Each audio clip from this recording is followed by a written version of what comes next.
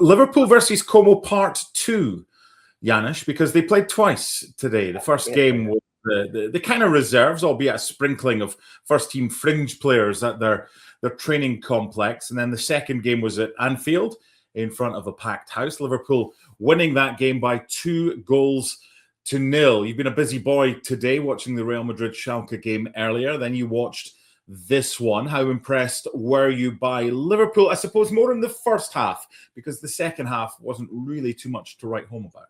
Yeah, obviously some positives, right? I mean, again, it's friendlies. The first 45 minutes, two Jeremys, right? Jeremy Jacquet came in and showed the pace. And so important, because they're still very thin in that position, right? You have Van Dijk. They've always needed a player like Jeremy Jacquet. I suppose, it's different this time because under Iraola, they're not going to play as high line as they did with Arne Slot. So that's a first positive. But he's got the recovery pace that maybe Van Dijk is missing a little bit. Araujo, let's just wait and see. You and I know him very well. I think he came in, he did okay. But, there's a learning curve for both Jacquet and Araujo to the Premier League, right? So let's not look at a game like that.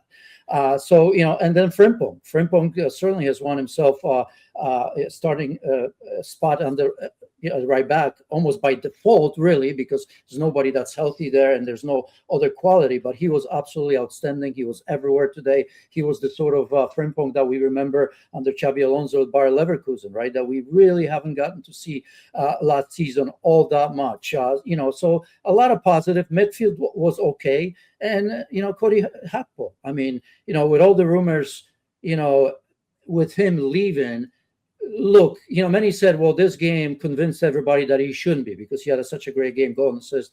But it's not even that. I mean, they can't afford to let him go because, he's the only one that could play, number 9 if Isak, knock on wood, gets injured, right? Because Ekitike is going to be, out still for a long time. And then you look and who you're going to play there. You need that experienced player.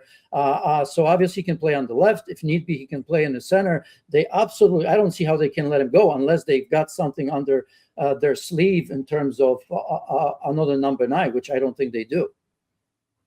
Just getting some breaking news in that Barcelona have agreed a deal, according to our ESPN FC colleagues, to sign Rodri. So we were speaking about Real Madrid and how, it does. And we were talking about how they wanted him initially and how different it might have been if he'd gone there, but now Barcelona. So I tell you what, if you now choose Barcelona to win the title, then you can go back at the end of the season and we'll show you this and you can say, well, I told you so. We'll just decide which bit of the thing to edit. But I know we're talking about Liverpool. Just a quick reaction to Barcelona confirming the signature of Rodri.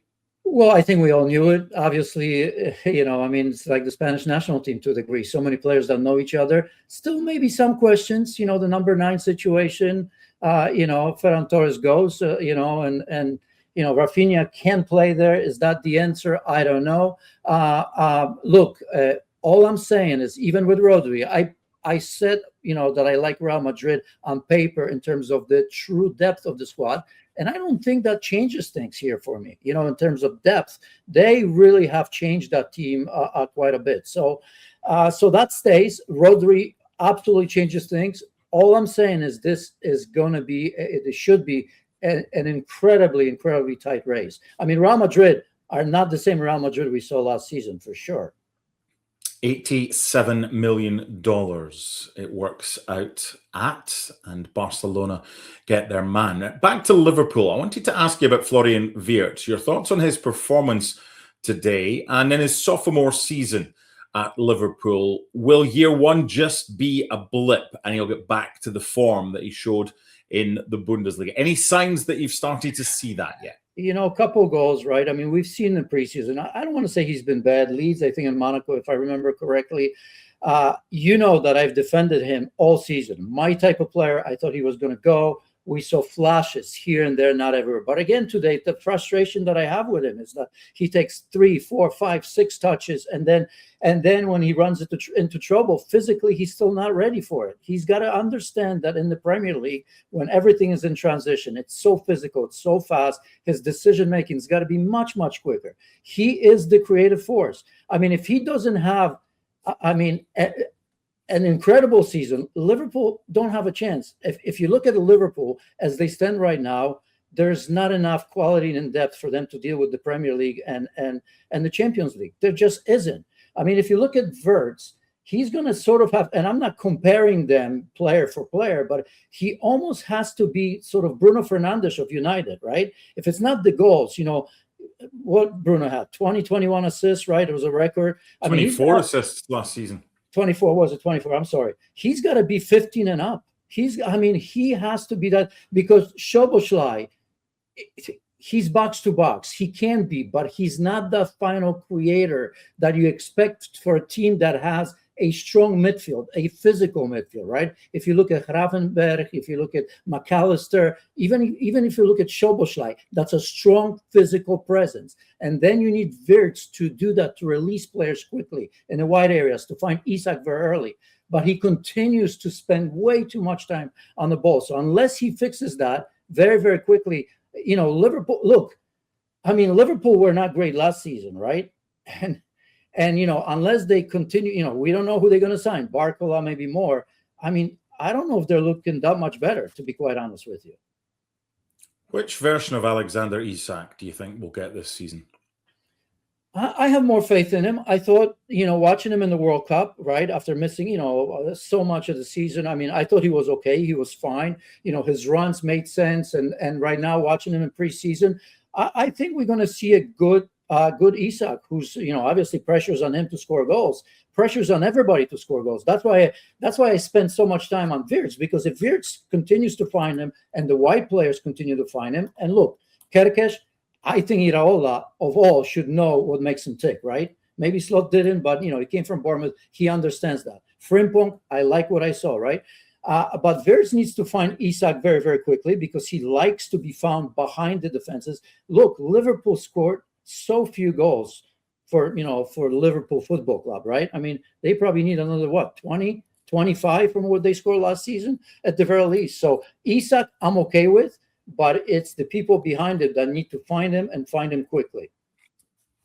I remember the last time Liverpool went to Newcastle, and it was that real late drama. I think it was Engamoa that scored nearly 10 minutes into added time. Liverpool winning by 3-2. That's where they begin their new season in the Premier League against a much changed Newcastle side that haven't kept a clean sheet in pre-season since they beat Darlington in their first pre-season game in July. So probably a good start, but it's still a tough start. Newcastle away, Nottingham Forest at home is a tough start for Liverpool. What should be the expectations for you can't lose, right? You almost don't like these type of games, because you look across and you see Newcastle. Liverpool lost a lot of players too, but right? For Newcastle, the manager that they've really loved, let's be honest, Tonali and Gordon and, Guimaraes, they've lost a ton. So it almost feels like, well, Liverpool's got to win this. But as I just explained, Liverpool obviously lost some key players like Konate and Mo Salah. Both sides have a new manager. So I think you worry about that. On paper, you think, yeah, got to go to Newcastle and win 3 points. But we all know St. James's, right? Sometimes that alone gives you a goal. And I don't think it's a place where you take anything for granted. So not losing there is a success.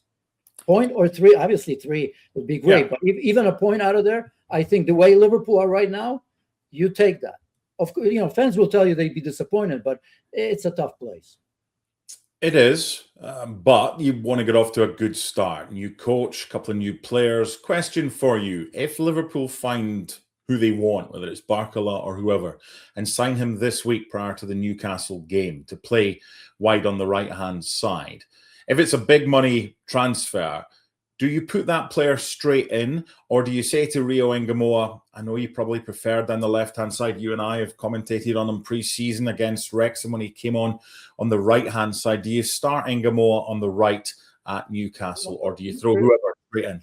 That's a bit of a conundrum, isn't it? Right? Because look, Engamoa has to play on the left. So is Barcola. Let's be honest. He can play on the right, but his position is on the left side. That's where Barcola is at his best, not on the right, So, he may learn to play there, but we've seen him on numerous occasions, and that's not the side that he plays for PSG at his best. and he's on the left. So look, Nguemoa today at the very least, I mean, non-existent, right?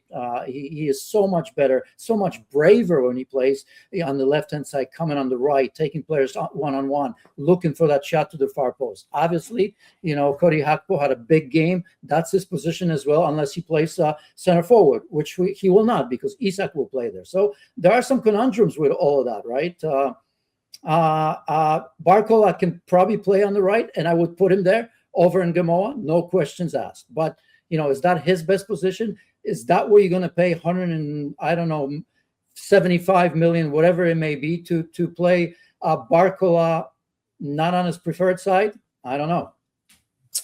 Finally, 21 of Liverpool's 38 games last season in the Premier League, they didn't win, and that left them 25 points behind the leaders, defending their crown, and it wasn't a good defense of their crown. Mitigating circumstances, of course. What would be a good season for Liverpool this year to get within how many points of the winners, assuming that they're not going to win the title? Look, again, as it stands right now, you're still fighting for the top four. I mean, it's no different. After losing those players, whoever you're going to get, it's a new manager, a lot of new players, and not incredibly big depth in squad. I mean, you're talking about, Champions League and Premier League. So, I mean, the depth of that squad is not much better. Eventually it may be, right, when you recover some of the key players. But for a lot of the key players, it's going to be a while still.